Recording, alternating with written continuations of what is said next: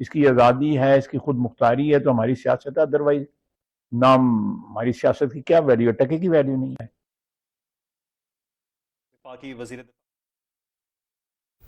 وزیر دفاع خواجہ آصف گفتگو کر رہے تھے، کہہ رہے تھے کہ تراندازی کے ذریعے خون بہایا جا رہا ہے، اگر پرانی صورتحال جاری رہی تو گھاٹے کا سودا افغانستان کا ہوگا۔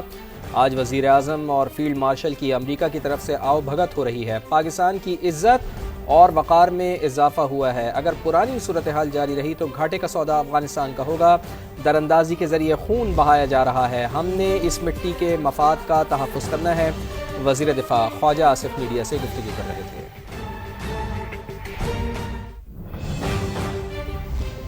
پاکستان اور افغانستان جنگ بندی برقرار رکھنے پر متفق ہو گئے۔ مذاکرات کا اگلا دور 6 نومبر کو استنبول میں ہوگا۔ ترکی اور قطر کی ثالثی میں ہونے والے مذاکرات کا مشترکہ اعلامیہ جاری۔ فریقین نے مانیٹرنگ اور توثیقی نظام قائم کرنے پر اتفاق کیا۔ معاہدے کی خلاف ورزی کرنے والے پر جرمانہ عائد کیا جائے گا۔ وزیر اطلاعات عطا تارڑ کہتے ہیں کہ مشترکہ اعلامیہ پاکستان کے موقف کی تائید ہے۔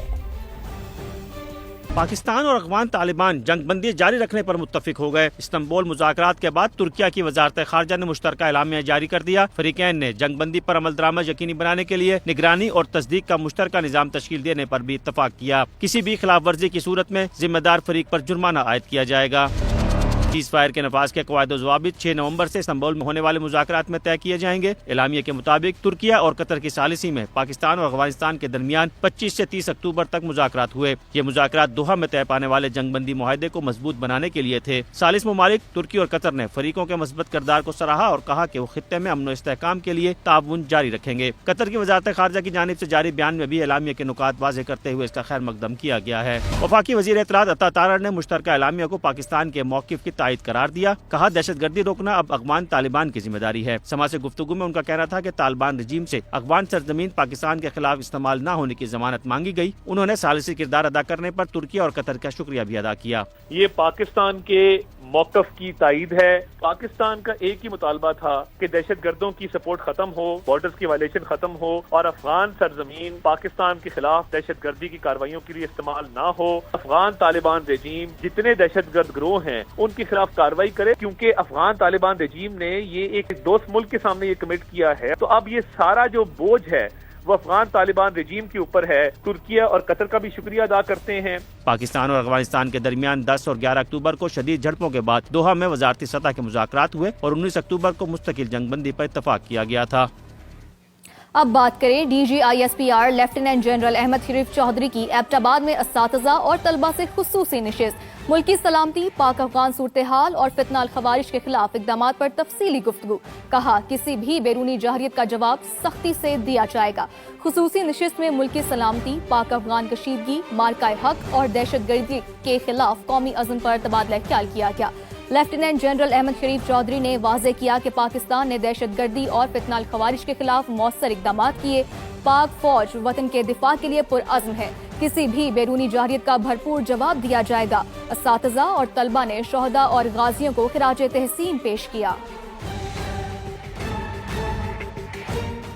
آگے بڑھیں اور آپ کو بتائیں کہ پاکستان کشیدگی نہیں چاہتا۔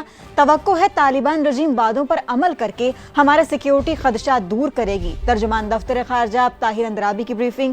کہا کہ فتنۃ الہندوستان اور فتنۃ الخارج کے خلاف ٹھوس اور قابل تصدیق اقدامات کیے جائیں۔ آئندہ اشتعال انگیزی کی گئی تو پاکستان بھرپور جواب دے گا۔ Istanbul round was initially scheduled for 2 days. However, in an effort to reach an amicable agreement with the Taliban regime, Pakistan side in earnest continued the talks for 4 days. Pakistan does not seek further escalation of hostilities, but expects the Afghan Taliban regime to honor its commitment to the international community and address Pakistan's legitimate security concerns by taking concrete and verifiable actions against terrorist entities, including Fitna al-Khawarij and Fitna al-Hindustan. Pakistan will respond resolutely if provocations continue in the future. Punjab میں بلدیاتی انتخابات تاخیر کا شکار، پنجاب حکومت کی مزید وقت دینے کی درخواست منظور۔ الیکشن کمیشن نے 10 جنوری 2026 تک مصدقہ نقشے جمع کرانے کی مہلت دے دی ہے۔ یونین کاؤنسلز کی تعداد کے نوٹیفیکیشن کے لیے 31 دسمبر کی deadline. Chief election commissioner نے کہا مقررہ تاریخوں تک تمام کام ہر صورت مکمل کیا جائے۔ اسلام آباد سے دیکھیے عثمان جاوید کی رپورٹ۔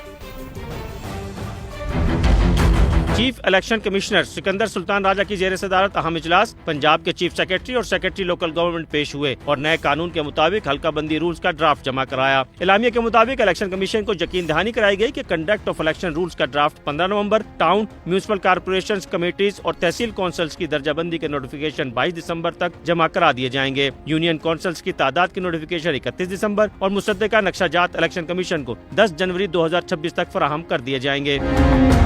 الیکشن کمیشن نے صوبائی حکومت کی مہلت کی صدا منظور کر لی۔ صوبائی سیکرٹری لوکل گورنمنٹ کا کہنا تھا کہ تمام کام مقررہ وقت میں کر لیے جائیں گے۔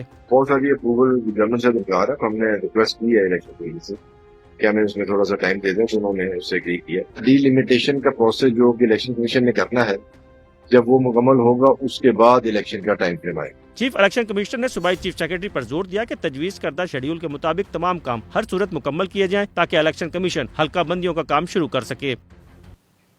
پنجاب اسمبلی میں مقامی حکومتوں کے آئینی تحفظ کی قرارداد منظور کر لی گئی۔ آئین میں نیا باب مقامی حکومتیں شامل کرنے کی تجویز ہے۔ آرٹیکل 140A میں ترمیم اور مقامی حکومتوں کو صوبائی حکومت کے اثر سے آزاد کرنے کا مطالبہ۔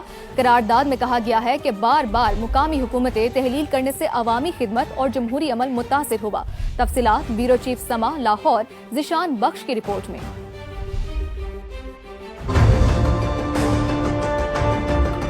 مقامی حکومتوں کو آئینی تحفظ دینے سے متعلق مسلم لیگ نون کے رکن پنجاب اسمبلی احمد اقبال اور پیپلز پارٹی کے علی حیدر گیلانی کی قرارداد پنجاب اسمبلی سے منظور۔ آئین میں نیا باب مقامی حکومتیں شامل کرنے کی تجویز۔ قرارداد قومی اسمبلی اور سینٹ کو ارسال۔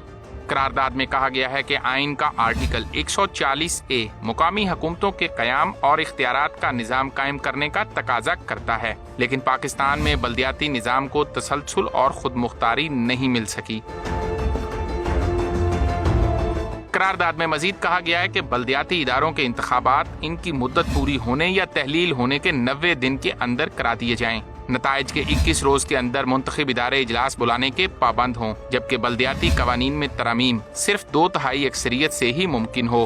قرارداد میں واضح کیا گیا ہے کہ با اختیار مقامی حکومتیں جمہوری نظام کی بنیاد اور عوامی خدمت کا حقیقی ذریعہ ہیں۔ ذیشان بخش، سما، لاہور۔ لازمی قرار دیا جائے کہ مقررہ مدت میں بلدیاتی انتخابات ہوں۔ لوگوں کے پاس ثمرات نہیں ہوں گے تو ان کا جمہوریت سے اعتماد اٹھنا شروع ہو جائے گا۔ اسپیکر ملک احمد خان کہتے ہیں کہ امید ہے پنجاب اسمبلی کی تجاویز کو اہمیت دی جائے گی۔ بلدیاتی حکومتوں کو بااختیار بنانے کے لیے 27ویں ترمیم کرنی پڑی تو فوری کی جائے۔ مولانا فضل الرحمان بڑے سیاستدان ہیں، انہوں نے جو کہا وہ ان کی ذاتی رائے ہے۔ بڑے بڑے سیاسی جھگڑوں میں پڑے ہوئے ہیں، لیکن ہم ان مسائل پر بات کرنے سے کترا کیوں رہے ہیں جس سے ایک عام آدمی کا تعلق ہے۔ صوبائی اسمبلی پنجاب کی طرف سے متفقہ طور پہ پارلیمان کو بھیجی گئی قرارداد، جس میں یہ مطالبہ کیا گیا ہے کہ مقامی حکومتوں کے جو آرٹیکل 140A کانسٹیٹیوشن میں ہے اس کو ترمیم کر کے ایک چیپٹر ایڈ کیا جائے، جس میں لازم قرار دیا جائے کہ ان کے انتخابات ایک مقررہ مدت کے اندر ہوں گے، ان کو آئینی تحفظ دیا جائے۔ کسی پولیٹیکل ایکسپیڈنسی کے تحت یہ نہیں کر سکتے کہ آپ کیا سیاسی جماعت کی حکومت بدل گئی ہے تو ان کا ٹینیور کاٹ کے ہم ختم کر دیں اور ان کو اس کے اندر سے نکال دیں۔ صوبائی اسمبلی پنجاب آئین میں تبدیلی نہیں کر سکتی، پارلیمنٹ نے کرنی ہے۔ اور اگر وہ چیزیں جو کہ ایک آئین میں ڈیل ہو سکتی ہیں، جن کو ہم کانسٹیٹیوشنل گارنٹی کہتے ہیں، ان کو ہم ایکٹ میں کیسے ڈیل کر سکتے ہیں؟